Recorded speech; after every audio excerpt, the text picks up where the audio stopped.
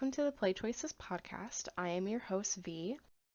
This is part 2 of the last choices chat that we had. That was episode 9, where we invited our very first guest host, Kath, onto our episode to discuss various ranging topics.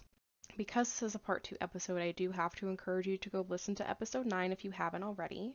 You can still understand the topics that we're talking about without listening to episode 9, but since it is technically a flow of conversation, you may understand maybe certain comments or inside jokes that we make based off of our previous discussion from that episode, so please do go listen to that if you haven't listened to it yet.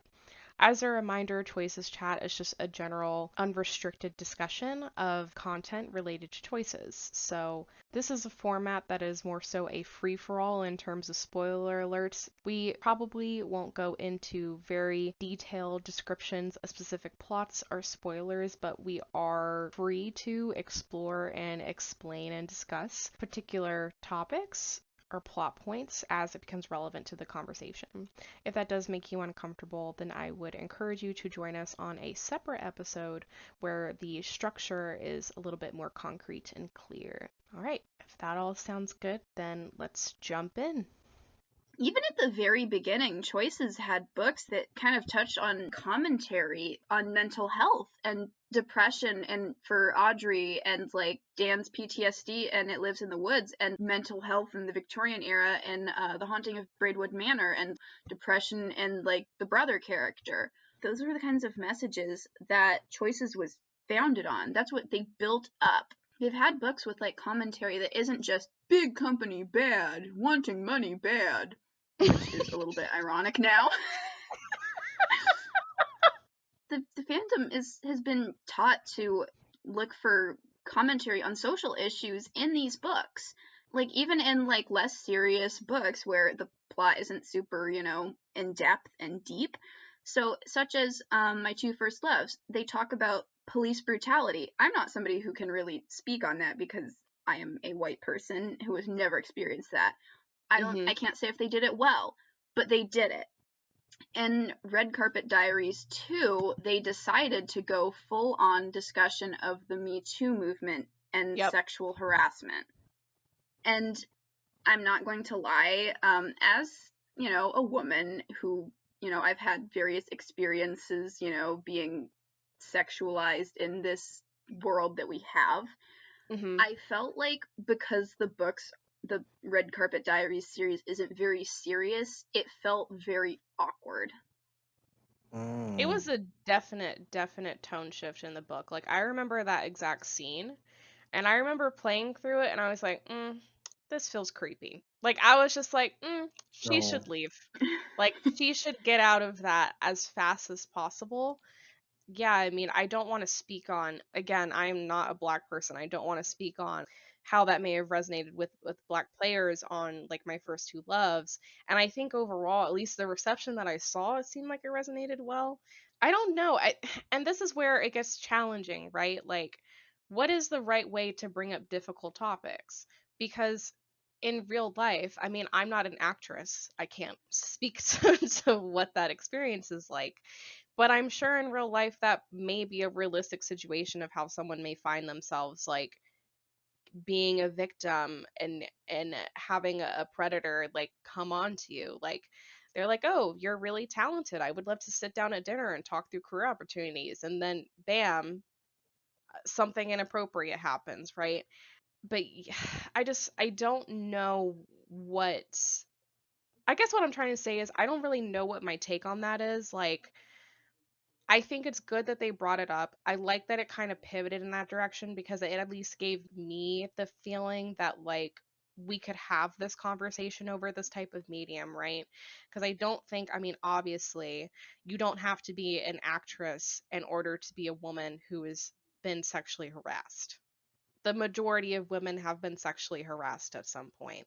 So I like the fact that we could bring it up through this type of plot, and I think it made, you said it was book 2, right? Yeah. I think it was one of the things that made book 2 more interesting and how it differentiated from book 1. But yeah, I don't know. I think the only thing that kind of like rubs me the wrong way whenever I think about these kind of like societal issues thing being brought up is that like I have this thought all the time where I'm like, are you guys talking about it because you actually care about it, or are you just talking about it because it's relevant in the media, right? Like, Choices probably would have never put in that scene about the sexual harassment plot if it weren't for like Me Too at the time. And I also question, like, would they have actually talked about police brutality if My First Two Loves wasn't one of those books that was coming out around a time where that was a very relevant, I mean, it's always a very relevant conversation, but it was in the media, like it was ultra microphone kind of topic that was happening at the time of it releasing. And a part of me is like, it's like, well, what are you asking of the company then? Are you asking for them to talk about these topics all of the time? Are you asking for them to like not bring it up if something significant has happened in real life? Because some people would say that's pandering, right? Some people would say, well, like, you only brought it up to put it in this book. So with like the Me Too stuff, I noticed like during that like the time that stuff was happening, a lot of TV shows decided to do like a Me Too focused episode as well. And I was like, okay, I'm not gonna knock it until I've seen the episodes myself. But Mm-hmm. sometimes they would just stop and get to a point where they just stopped and have like a female character talking about like a really uncomfortable incident. Like, there's a point where you can discuss an issue and then you can also talk about like kind of disturbing experiences. And it's like, I'm not going to say how much good it does or doesn't do, but I do think it should come with warnings, and Choices does give us warnings. But I Yeah. also kind of wonder how much good it does when coming from like something that's like a comedy or lighthearted, and Red Yeah. Carpet Diaries clearly was not going for realism. I saw an interesting Tumblr post about this a couple of days ago now that I'm thinking about it, but there is essentially this post that was talking about like what are you allowed to write about or not write about, because like one thing that's harmful for one person is like beneficial for another person, right? It's like in the case of like the Me Too thing, for some people it's might be helpful to see that kind of content being produced. Maybe they feel like it speaks to them, speaks to their experiences, and for other people it's going to be triggering. I wish I could speak more honestly to it. I don't think I'm offended by it. I don't know. I can't remember what my first impression of it was when I was initially playing Red Carpet Diaries. I can't remember if I thought it was distasteful. I can't remember if I thought it was helpful. Looking back, I think it was a useful conversation to have. I think I'm glad they put it into the plot, but certainly there are going to be some people who are survivors of experiences that are very similar to that who find it harmful. And those are 100% valid viewpoints too. I think it was handled pretty well in how they did it. I just kind of question the decision to put it in Red Carpet Diaries of all stories. Right, like the juxtaposition of like the normal plot versus a very, very like serious real issue, right? Is that what you're getting at? Yeah, I mean, like Yeah. in Desire and Decorum, like it's kind of focused on like history and like this very generally fucked up high society. Mhm. So when the Duke starts to behave in that way, it's kind of like, okay, I saw this coming, or maybe you didn't Yeah. see it coming, but it makes sense. It's relevant to the plot for the rest of the series, is what I'll say. Yeah. And with the Desire and Decorum, it's interesting because it's like a discussion on like, class. That's essentially what the entire book is like Hmm. class in that time period. And certainly, like a man with power thinking he can get away with taking advantage of a young woman who maybe her privilege isn't as, I guess, like prevalent because she was kind of like a bastard child, as they used to call them back then, and because she did have a little bit of a claim to the property, a little bit of a claim to the statehood, but it wasn't cemented, right? Like she grew up not knowing her father, grew up not knowing she had all of these things in her birthright, and so I think it's easier to imagine the Duke kind of taking advantage of someone like that because there is already a class discussion. I do agree with Red Carpet Diaries. It didn't seem like it was going that way. And surprise, surprise, then it was. So I'm personally of the opinion that the tone shift, I'm not going to say it wasn't surprising because obviously it was. We went from like a very lighthearted book to a book two that focused entirely on sexual harassment. And I'm not going to say it wasn't tone shift, I'm not going to say it wasn't shocking. I am glad that they added it in, and ultimately I am like happy with that decision, I suppose, because I think it is something that does happen. I mean, especially the whole Me Too thing really popped off because of like actresses and like directors, right? And I think that was the exact same scenario in Red Carpet Diaries, like a director that like wanted to meet with our MC. So yeah, I'm not interpreting it as you saying it's a bad thing, but I think it is a fair call out for, you to say it just felt maybe a little out of nowhere, which Yeah. is completely fair. And I totally understand that because it went from like a very fun, lighthearted book with just like minor conflict about like casting and like characters and things like that to our main character is now under attack by And to quote Lindsay Ellis, I'm not here to say thing good or thing bad. I'm saying thing exist, you know? right. Exactly. And it's I think it's fair to not be like, oh, because you're not trying to say that shouldn't have been in there or should have been in there. No one's trying to argue what should or shouldn't have been in a book. It's fair to just comment and say, my personal reaction as a woman, as a choices reader, is this thing. And that's neither good nor bad. That's just how I reacted, right? Mm-hmm. It was like, Yeah. it was such a shift. And like, in general, I think like shifts like that are not always the best received in the fandom. Like, take Yeah. the royal romance turning into the royal heir and them Oh spending my god. an entire century at that stupid ranch. Like, That's why I stopped playing that fucking book because I was like, I can't. Why are we at this ranch for so long? because they love Bertrand and Savannah, even though I'm not a fan of that ship Do people personally. actually love Bertrand and Savannah? Like, is that like a ship that people die for? The writers, the writers Oh, do. okay. You mean they. Okay. Yeah, that they, then yes. Other they, no. That they, yes. I mean, their baby is terrifying to look at, but you know. Oh my god. Children, well, I won't just say children, but specifically babies. There's a handful of kids that are sprites that they use in certain books that genuinely look really terrifying. Their most recent ones look fine in my opinion, but the babies. Oh, why do they just look so glossy all the time? They just look so different from like adult characters. It's like they must have picked an entirely different artist, and because it's so scary because it's so different from each other, so it makes it more frightening. Like I don't know if you remember the baby from like the freshman series. Oh yeah. Oh my god, that was the first book I ever played, and I said, "What the fuck is that thing?"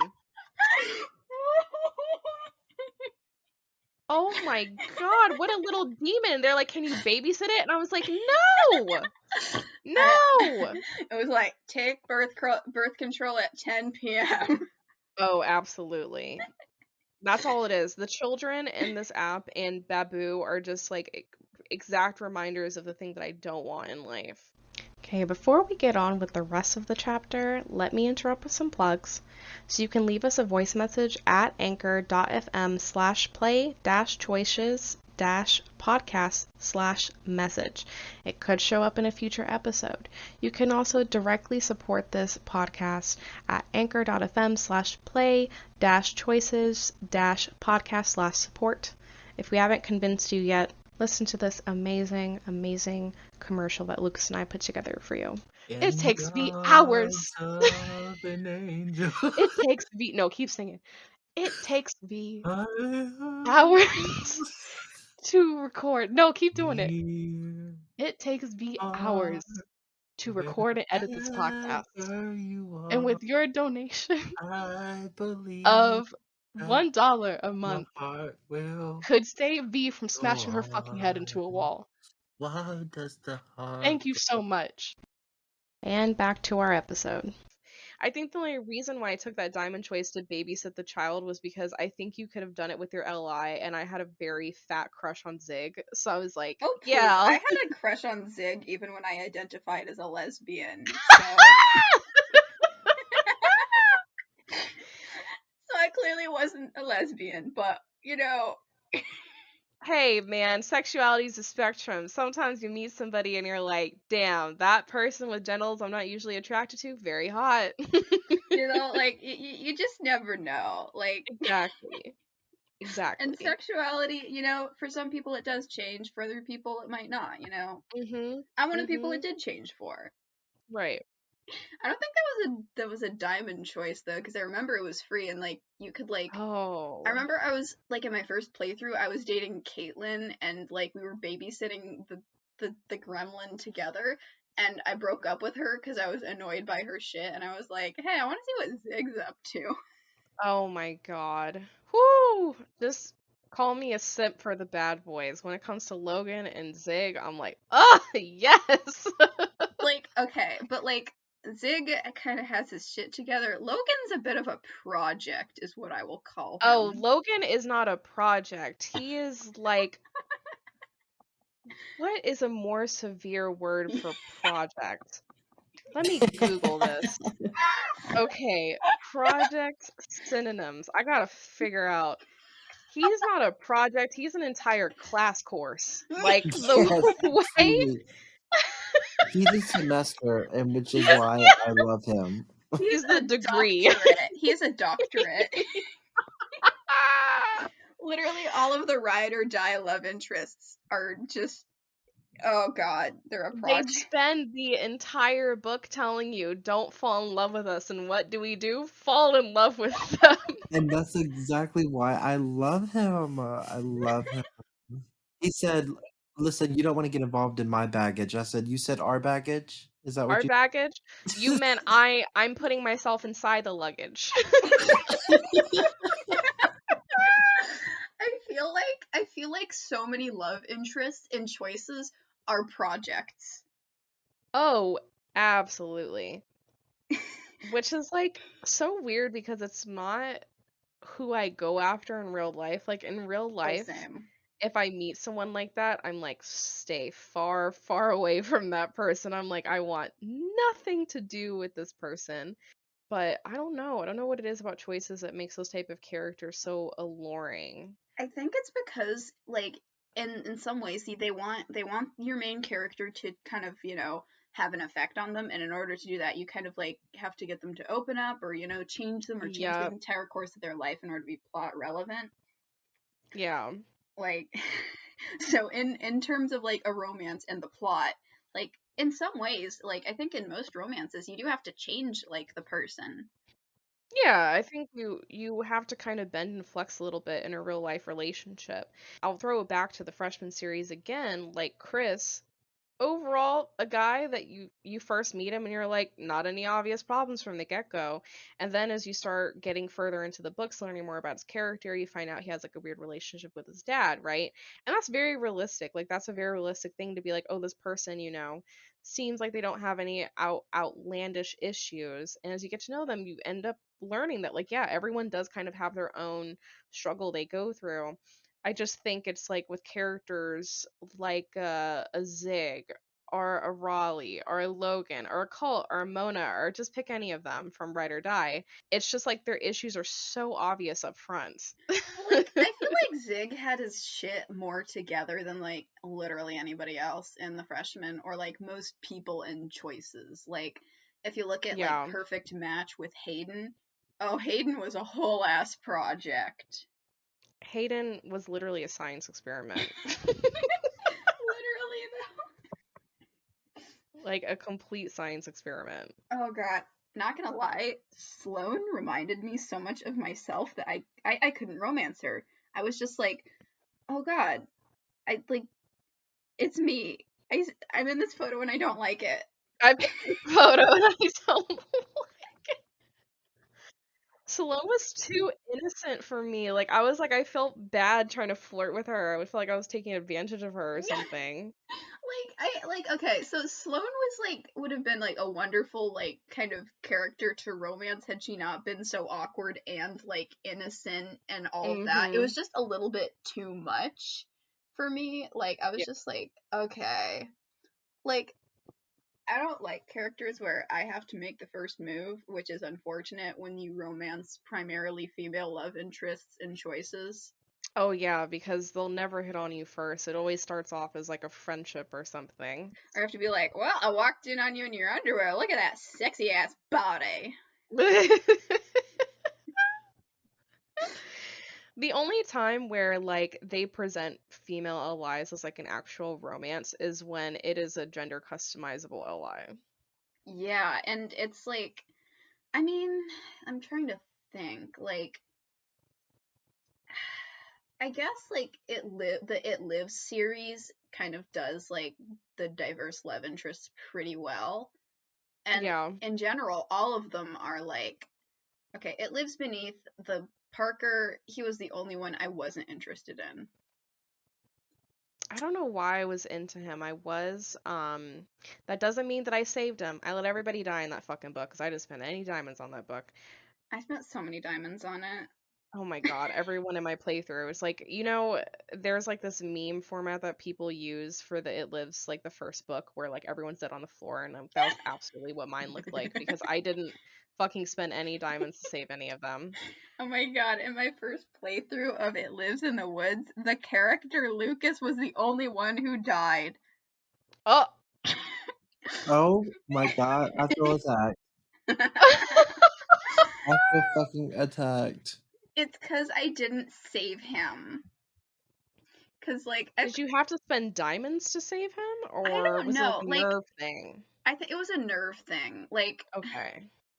because nerve is, you have to spend diamonds to get nerve. But anyway, like, Yeah, nerve is like a measure of like your bravery or courage or whatever. or So like the like more your nerve. mental health stability. Yeah, so the more nerve you have, the more able you are to save other characters. It's like, it's like diamonds. You can spend 30 diamonds to go talk to somebody who's not even an actual therapist, but like kind of, minorly experienced in that field, and then you can gain Mm-hmm. nerve, and then, or you can just not, and then you lose nerve. Die in 3 chapters, essentially. I just remembered some of the art for It Lives Beneath. What the fuck kind of trauma have the writers of that book been through? Actually, no, the artists. Is the person who made those okay? I played the It Lives series so long ago, I like can't even remember what they looked like. Oh, now I want you to look them up just right now and see your reaction, because that might be Okay. funny. I'm seeing a lot of fan art. I think the writing for the horror books was actually pretty good though. I like those. I miss when they did actual genres, like multiple genres that weren't just all love. So street racing isn't a genre to you? Oh, don't even get me started. Don't even get me started. Like, we just recorded for the nanny affair, and like the literal genre is like sexy, CEO, and nanny. Oh I my was like, you god. guys are fucking poking the bear right now with me. Not gonna lie, the Um, way that the kids were written in the nanny affair wasn't terrible. oh no, I really love Mason and Nikki. Mason and Mickey. Oh my god.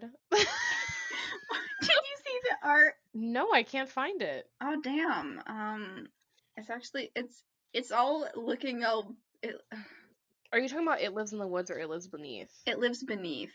Oh shit, okay, I was looking at the wrong Like the page. lake monsters, the freaks of nature. Oh fuck, yes. Oh my god. Do you remember that demon bunny that you could buy? Yeah, I didn't buy it. Oh my god. So yeah, should we donate some money to the artist's like therapy bill? No, they need to donate money to mine. The fuck? They need to give me money. Well, maybe y'all can buy that Snickers now. Oh my god. Oh god. Before we continue with the rest of the episode, I do want to remind everyone that if you have any questions, theories, or comments that you would like to be included in a future episode, please email us at playchoicespodcast@gmail.com. Make sure to specify whether you want to be shouted out or not, otherwise all emails will be anonymous. Questions can be related to books we've recorded episodes on, books that we haven't discussed yet, or even questions that you'd like to ask us. Alternatively, you can go to our Ask box on playchoicespodcast.tumblr.com and submit a question. Just specify that it's for the podcast and we'll be sure to include it. And back to our episode. I was kind of wondering if choices like attracts a certain player, you know, like with the love interests are a project thing. Like, or like people who just want to, you know, get down and dirty in those 30 diamond scenes with the love interest, because that's how that's how like the whole app is marketed. I mean, I think it definitely attracts like a white female straight base. Yeah. Cisgendered. That popped into my head because I'm thinking about Ethan Ramsey. I'm still surprised I haven't gotten any like hate mail for what I said. So I feel like Ethan Ramsey is a retread of Thomas Hunt. Oh yeah, there's always going to be, in some era of choices, they're always going to have some like old man. I don't know what it is, y'all. I cannot find people who are 10 years older than me attractive. I can't. I know a lot of you can. I can't do it.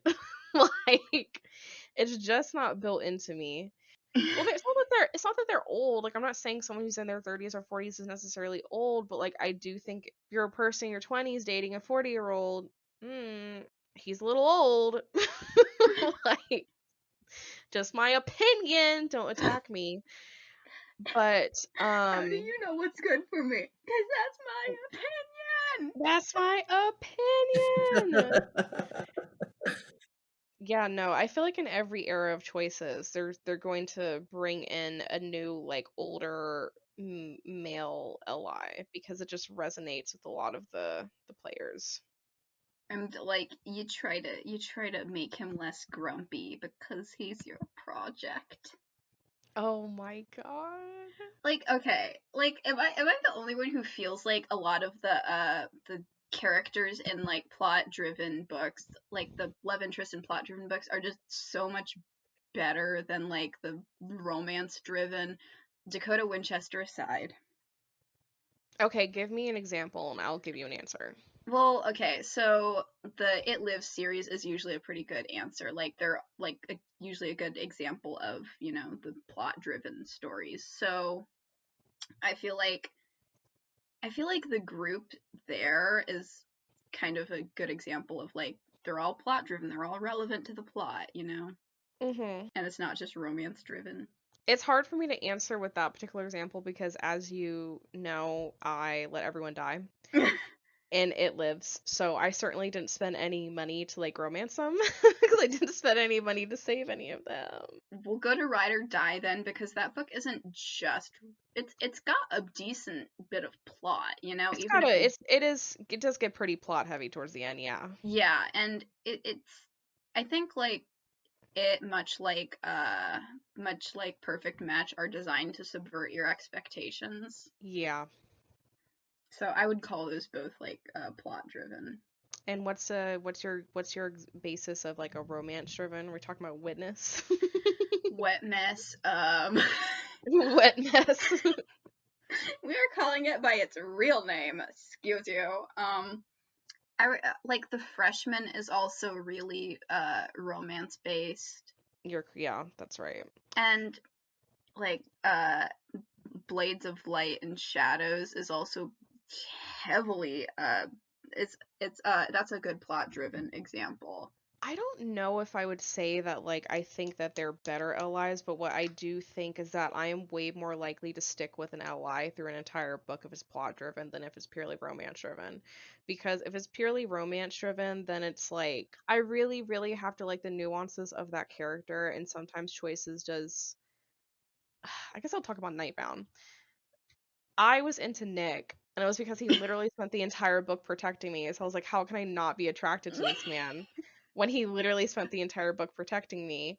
So it's easier for me to feel like attracted to this person, whereas when it comes to like books that are more focused on like character development and romance, like I guess the best one that comes to mind is like My First Two Loves. Like Oh man, the way that I switched between Ava and Noah, and at the very end, I just picked Ava because I was just like, maybe it's recency bias, maybe I don't know what it is, but truly through My First Love is a really good example of where pretty much all the characters have like good and bad moments. So because like there were moments for all of them where it was like, oh my god, you're a terrible person, or oh my god, you're the best person ever. It was much harder for me to pick through, whereas with a plot, it's much easier to me to be like, oh well, we went through this event together, so that's why I like this a lie. But the issue with the plot driven romances now is that because these books usually drive towards one LI, a plot driven romance is going to push more people towards the main LI, whereas like I feel like with a romance focused and heavy book, it's easier to kind of feel attracted to someone who isn't the forced LI, you know? Yeah. I actually brought that up because I thought of this principle that came up during the Jenna Julian podcast. I remember an episode where they were interviewing somebody who'd been on the reality TV show Survivor, and Mhm. he talked about how couples on Survivor actually kind of, last longer than ones who get together on like The Bachelor or The Bachelorette. And Yeah. what I was thinking was, okay, so it's people who get together in like these really unfortunate circumstances, like on Survivor, like they've seen the worst of each other. They've seen each other at like their worst. Absolutely. So it's a much more stable like relationship as opposed to like The Bachelor or The Bachelorette when you're like really trying to be like look like your best. I 100% agree. I think that there is, when you're dating in like an idealistic situation like The Bachelor, it's like everything's pretty and perfect in prom.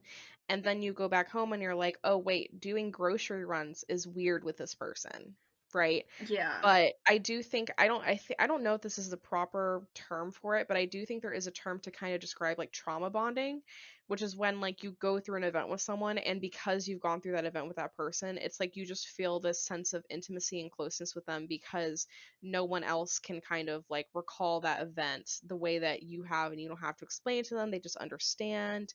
And I definitely feel like that is kind of the thing with those type of books, like with It Lives Beneath, It Lives in the Woods, Ride or Die, Perfect Match. It's like, well, how couldn't we fall? It plays into the whole like we've been through so much together, how couldn't we be together forever trope that people like to believe about in romances. And that's why I personally like them more, because you kind of get to see this person at their worst. Yeah. And you get to be like, okay, I can handle that, you know? Right. No, 100%. In all of those books, you get to see, especially like there's always like well, I don't want to say always, but I like the books where there is a moment where like you do get into a fight with your LI. I fucking love those scenes because I'm like, yes, show me the ugly, Like, please.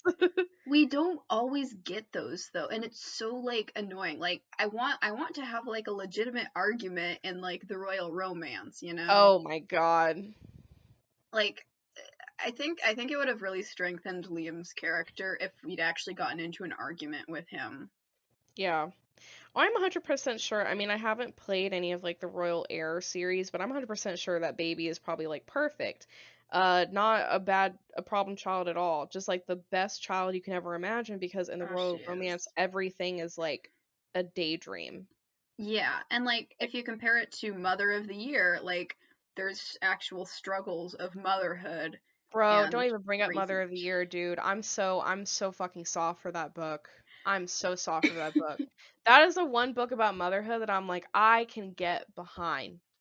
like I feel like that book was one of the books that was like underhyped when it was like being advertised, because it was like, oh, the open heart phase, oh, the Gilmore Girls Yeah, thing, and it turned out so good. The legal drama was juicy as hell. it I'm was the so good. I'm the daughter of two lawyers. They're like two different kinds of lawyers. So Mhm. I actually kind of like, grew up with like these, people who are in that profession. Oh god, Yeah. I wonder how I'm gonna find laws of attraction. Oh God. I'm But personally excited for Laws of Attraction. I swear it's gonna be like you get to law school and your professor's hot, or, well, you're in your internship, you've just arrived for your internship at this firm, can you impress your boss? That's my prediction for it. I can see it now. It's gonna be like some dialogue like, I can't be a law student and be in love. This isn't Legally Blonde. Like, it's just... Oh my god! If y'all want like an actual representation of what it's like to be like a lawyer, look up the song Don't Be a Lawyer from the show Crazy Ex-Girlfriend, because my mom loves that song. I'm so glad I've never wanted to go into that profession. No offense to any lawyers listening to the podcast, but it's not for me. Mother of the Year, like it's like okay, back to Mother of the Year, but like it was such a good book. Oh my god. I don't know why I keep asking like myself, okay, what could happen in a sequel? I want to see a sequel. I just mostly want to see more of Litz. I want to see more of Zoe. I want to see more of Thomas. I want a sequel to that book so bad.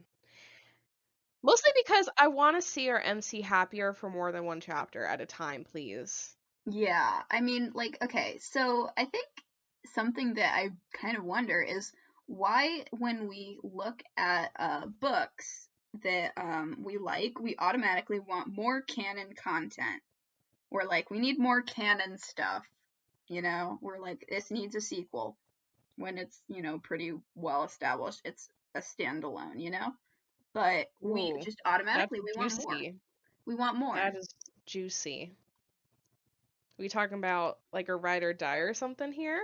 Well, just all of these like standalone books. Remember like the barrage of standalones like Platinum, Mother of the Year, Ride or Yep. Die, Wishful Thinking. We got this barrage of standalones. Yep. And we're like, hey, we wish we could have sequels.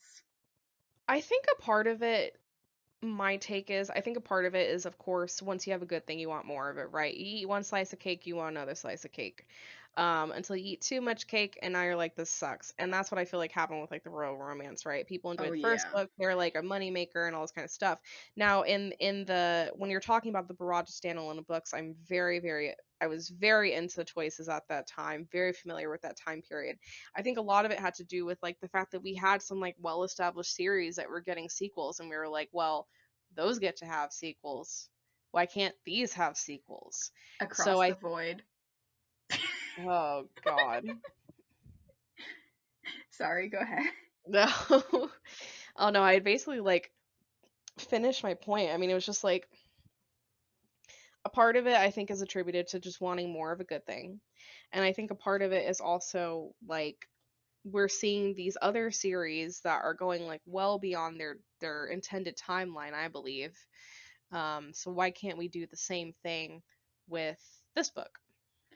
I feel like it's almost like Pixelberry is punishing us for like what we want. Like we want a thing and we get invested in the series in like a book, and then we say, "Hey, can we have more of this?"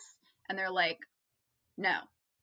And we're like, "Okay, well, why does fucking like this, that, or the other get a sequel then? Like, why does the Nanny Affair get a book too?"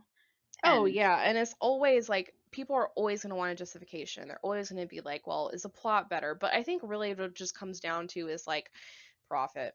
yeah, Right? Like I think Platinum could have probably gotten a sequel if they have found a way to actually produce the content in a way that wasn't so expensive, you know? yeah, and like I think sometimes us constantly wanting more is because it's like it could be like to the detriment of the quality of the content itself. Oh yeah. Because wanting more of the royal romance led us to the royal heir and the plot lines that got pulled out of so many asses. Like I am so glad that books like Bloodbound, they just knew when to end it when it was still like decent, you know? yeah, and like The Crown and the Flame, and okay, so Endless Summer I have mixed feelings about because the last book, the chapters were so fucking long, I don't even remember half the shit that happened. It got so confusing at the end that I was like, Lord, just I'm trying so hard to understand. I need one of those, like, you know when you watch like a confusing TV show and like you can Google it and there's like an explanation? That's what I need, like a wrap up for Endless Summer. It's so complex for me. I hate stories. Like, it's not that they're bad, it's just that my little teeny tiny peanut little baby human brain can't keep up with multiple timelines and time travel and different universes. I'm sorry, I just don't understand it. I want to like it more than I do, but I'm stupid and I can't. Well, as we established, they do have to appeal to, like, I'm not gonna say the lowest common denominator, but, you know, a teenager who isn't in, like, AP English class. I don't even think that. I think that, like, again, I think what it comes back to for me is like, you're never going to appeal to every single consumer in one book. So I think, again, if they had done their release schedule, and I mean, this is way back in the beginning of Choices, so this may be neither here nor there, but if you do your release schedule with something as complex as Endless Summer, something as relatable as Love Hacks, something as simple as My First Two Loves, there's going to be somewhere where every consumer can probably resonate somewhere in those genres, right? Mm-hmm. From a release schedule standpoint, they haven't done that. And then like Endless Summer, that was definitely on the app like prior to me ever playing Choices. Oh yeah, me too. That was just something that I kind of played in retrospect because Endless Summer is very highly regarded as like the best Choices book ever, at least by like Reddit standards. So that's kind of something I played in retrospect. But yeah, I don't know. I don't think I think Endless Summer was as good as everybody says. I think it's just revered because it's like so plot heavy and people are like, "Oh my god, remember when they used to make stories that were like this plot heavy?" You know? I think The Crown and the Flame is my opinion, like the best Choices like series. Oh, I really struggle. I don't ever think I finished book 1. What okay, so why don't you explain like your feelings on this? What? I feel like we're not in person and I can't see you, but I feel like if we were, you just like snapped your head around and glared at me. No. I might have taken a screenshot, but I composed myself and I am just going, okay, why don't you, okay, how about we share, how about we get some of those thoughts out and just kind of explore them? Oh man, I wish I could put it in a way that wasn't so insulting. You know what? Be insulting. This is your podcast. Be greedy. I just really didn't get into it. I think with like time period pieces, I mean, of course it is sci-fi, so I wouldn't say well, is it it's not sci-fi. It feels fantasy. It's a little fantasy. Yeah, it's fantasy. Sorry, I used the wrong word. With fantasy kind of inspired pieces, like Game of Thrones overall great show until season 8, right? But like as much as I love that show, I just find my attention kind of like going elsewhere, and it's primarily because they use such flowery language to like make you understand that this isn't like today's timeline. They use such flowery language and there's so much like war aspect to it that it's just not, it just ends up being plot devices that don't end up actually interesting me, if that makes sense. Okay, that's so fair. I'm sure if I sat like I'm sure if we started an episode series of for Crown and the Flame, which we'll get to at some point, but I'm sure if we started an episode series about it, I would probably end up really enjoying it. It's just that from me being a mindless player and like trying to tap through and find something that's like easy for my brain to comprehend, like I just can't. Like even with Game of Thrones, wonderful fucking TV show, I love it. It took me rewatching episodes to like understand what was going on in the book. I have never seen Game of Thrones and I do not plan on it. I mean, you don't have to watch it. It's a very sad ending. I would not like if I were to tell people to watch Game of Thrones, I would tell them to like stop at season 7 and just create your own ending for it, because the actual ending itself very depressing. Alright, before we move on to the rest of the chapter, let me interrupt to plug our socials. We are at Playchoices Podcast on Instagram and at PlayChoicesPod on Twitter. You can also go to playchoicespodcast.tumblr.com for our Tumblr page, which is where I post any episode notes that I have, like links to posts that I've mentioned, photos I've mentioned, or more. We're also available for listening on all major platforms, so if you're listening on Apple Podcasts, please rate, review, and subscribe. It's a funky thing with the algorithm that helps us a lot. I wish I could explain it more in depth, but I just know that it helps us, so we do appreciate any reviews that you leave us. And as always, we are a growing podcast, so if you see us pop up on your socials, we do appreciate a share, a retweet, or a reblog, depending on the platform you see us on. We also appreciate it when you share our podcast with your fellow choices-loving friends. And now, back to the episode. Girl, you know there's just fan fiction. We could all just turn to fan fiction. AO3. Yeah, I AO3. mean, there is a choices fandom on AO3. I looked at it. A lot of it was like Endless Summer, Jake McKenzie, either porn or long fic, and I was like, I don't have time to look at this, but you know what? Good for you. I don't have time to read your 30-page porn. Well, okay, so the porn was like, I was like, okay, this isn't gonna appeal to me. So you know what? Have fun in your own little party. And the long fic, I was just like, okay, I don't have time to read this. Yeah, AO3 is for like fan fiction writers who are like very serious and want to write like novels to explore like their concept and their storyline. And it tends to be really talented writers I find on there. Like you said, I just generally don't have that type of patience for content like that. Well, I was going to say maybe like instead of just relying on Pixelberry to give us like uh sequels and stuff, we should like rely on fan fiction. But then again, I'm very particular about like reading fan fiction in a new fandom that I'm not super, Yeah. 100% on, Oh no, I'm very picky with the fan fiction I like too. Yeah.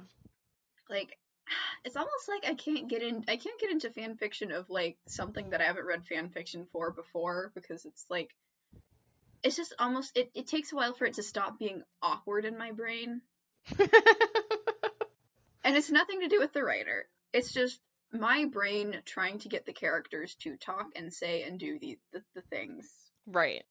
Yeah, no, I think like if you're used to seeing like choices on an app and there's like images and backgrounds and music and stuff, and then trying to read it through writing can be a little bit of a jarring experience.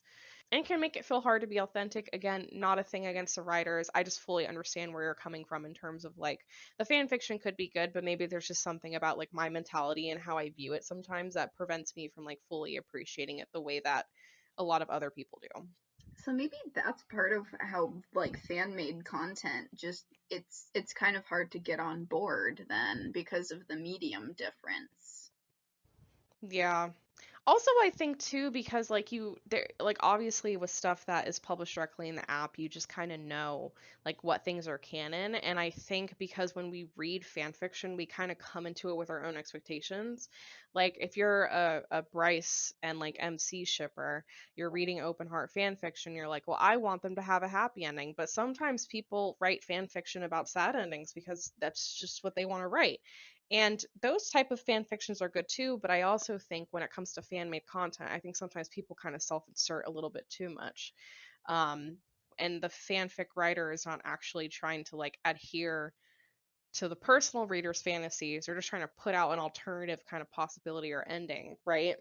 So I think Yeah. that could be another reason why people kind of I don't know, fan fiction is very weirdly combative. I will say, like, I was on Tumblr the other day, and this person I was following got this ask from like an anonymous person, and this Anon person was like, "Don't ever write fan fiction for this character ever again." And I was like, "It's fan fiction. It's fan fiction. Let's not start gatekeeping fan fiction." And let's let this person practice and just explore the character on their own terms. It's very strange to me how serious people take characterization in fan fiction because it's not that it was never that serious because we're playing pixelated characters. Like y'all need to calm down. And Yeah. then two, let people explore their creativity on their own time. If you don't like it, you don't have to follow that person. You don't have Yeah. to. And like I feel like a lot of the fandom is super visually like it's very visual centric, with Mhm. the content.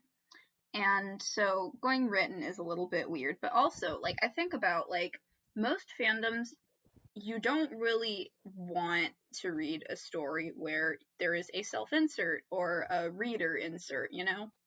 But Yeah. with choices, you almost kind of have to do that unless you're going to leave the main character out. And then if you leave the main character out, like, then you have no, like, story, because usually they're the thing that drives the story. Right. I'm sure that Lucas probably can share a couple of his thoughts about self-inserting in these stories. Are you calling him out? I don't know if I don't. It's not the most recent episode. I think it's the episodes coming the week after that he talks about self-inserting in these stories. He had very strong feelings about it. I think I self-inserted with Foreign Affairs. Yep. Definitely. Just because of how the beginning of the episode structured the distance between him and his mom, and how his mom treats him more like a political tool than an actual child. Very much so self-insert myself in Foreign Affairs, and mm, I think really just that one. I'm gonna struggle with choosing what I think the actual character would do in this situation over choosing what I would do if I was in that situation. Right. So I guess to like bring it back to the fan fiction thing, do you think that you would like if you read a piece of fan fiction where like the character had a good relationship with their mother, do you think you would struggle with like reading that type of content? No, again, because I think I would easily be able to. I could take on that character's hopes and reality and make that my own, because when you read, that's when I either get dissociated to the point that I can like nitpick the plot, or I get so involved. And that would be a storyline that I would be involved in because it's something that I yearn for. Mm-hmm. Cool. Lucas, do you have anything else you wanted to add? No. Do you want to preface? I don't want people to think that we're trying to leave you out of the conversation. Do you want to preface that? Hi guys, B sent me a threatening email and I have to Sorry. read from the script. Oh Hi. my god. I am Lucas. I'm the co-host of Play Choice Podcast, and on this episode, I take a step back. I'm no longer in the passenger seat of this car. I'm in the back seat because this episode it encompasses episodes as a whole, as choices as a whole, and I'm new to the block, so I don't have the knowledge or the experience to talk about certain topics that we get into in this podcast. Thank you, and nonetheless, I am here, and I duly, I did appreciate, Kath coming on here and spreading her wisdom. Thank you. We love you, Lucas. Fuck you. You just made a whole fucking HR statement about me sending you something. I guess I'm getting all nanny affair on you. Yeah. Oh my god. Okay. Well, thanks so much for joining us and taking over the passenger seat, Kat. It was such an honor, I swear to God. Like, I was so excited. I was like telling all my friends that I was gonna be on this podcast, and they were like, "So what's it about?" And I was like, explain choices to them. And they were like, "Oh, I want to listen," and I'm like, "All right, I guess."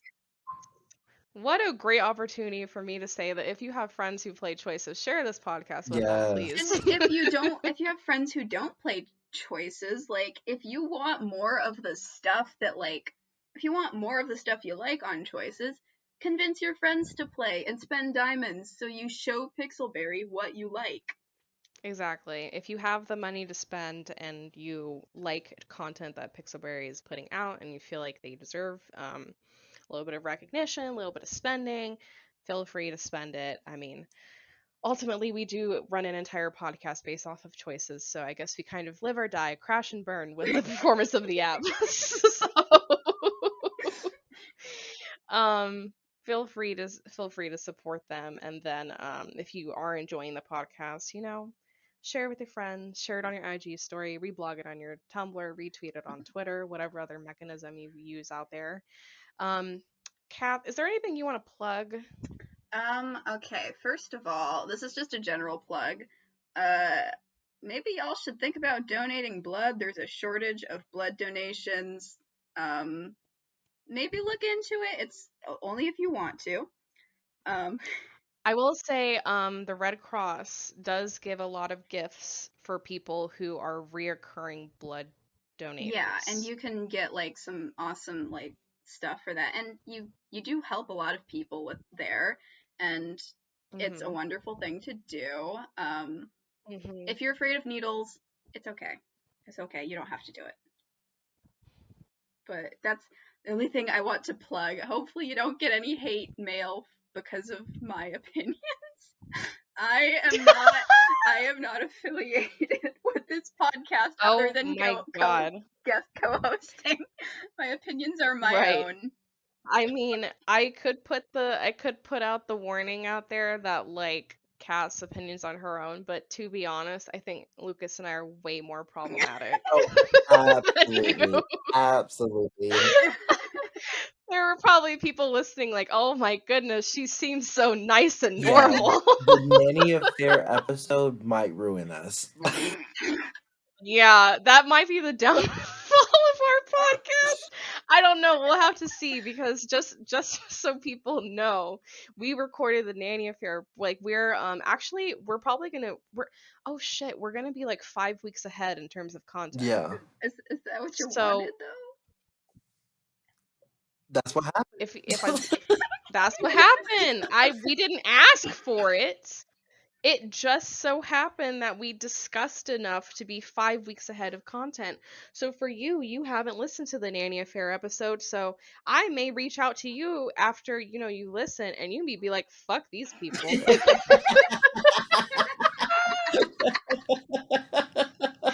We're on good terms. We're on good terms pre-TNA, but post-TNA might be a different story for this. Oh my god, I realized TNA is also a dirty acronym. Is it? Tits and ass. What the fuck is that?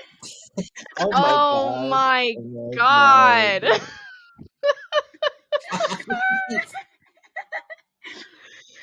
So yeah, this episode is going to come after the Nanny Affair, so we'll see if anyone watches it after the Nanny Affair crashes and burns on us. But I'm here for it.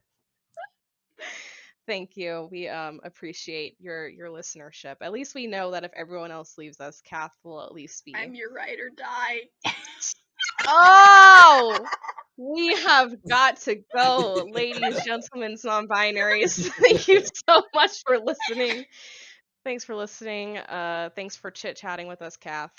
And hopefully we can get you on a future episode. Oh, thank you. If you don't dump us. Post DNA. All right. Bye, everyone. Bye. Bye-bye. Bye.